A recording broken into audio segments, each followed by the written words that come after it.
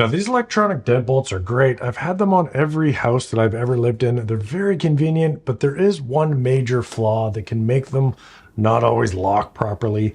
And with this one here, you push that button from the outside and it just sometimes doesn't lock. The other thing that happens is when it is locked and you punch in the code, sometimes it takes 2 or 3 times, and in some cases this thing will just get jammed and it won't work. The issue is that the deadbolt is hitting on the strike plate or rubbing inside that cavity. There's one way you can fix it that's kind of semi-permanent. It won't last very long.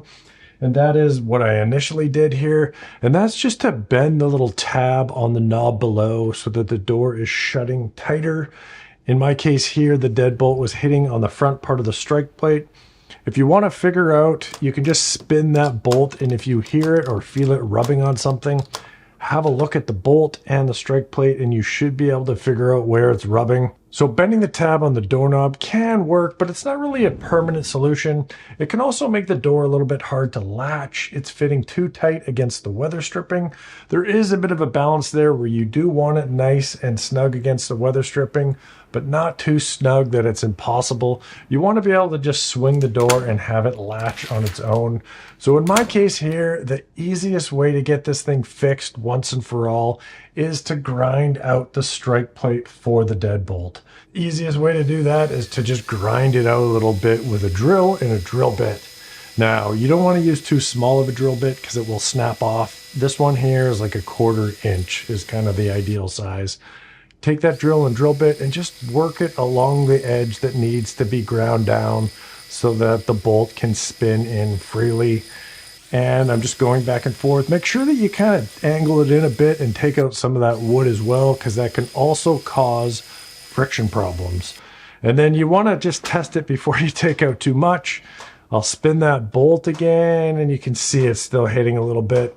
Now, the best tool for the job, and one that I've used hundreds of times in the past, is a Dremel tool with the little metal grinding bit. The little metal grinding bit has lasted for hundreds of doors. If you need any of these tools, I'll put the Amazon links for them down in the description. You can see the Dremel tool is just doing a lot nicer job than the drill bit, but the drill bit will work if that's all you have. And then the last thing here is I'm just going to put a little chamfer on the edge, just in case the bolt actually does hit the edge. It'll just bounce in and it will work a little smoother. Now I'm going to test it out, and you can see that it's just spinning freely.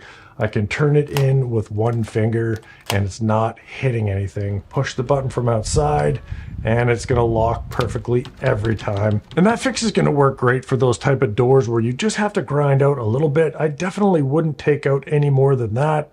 If I needed to take out more, I would just move the strike plate over by chiseling out some of the wood. And if you were noticing that my little strike plate in here is undersized, there's a big ugly gap around it and this big chip that I have in the door frame, and you want to see how to fix something like that, go ahead and check out this video right over here. The shot. Nor is going to show you how to fix the deadbolt problem.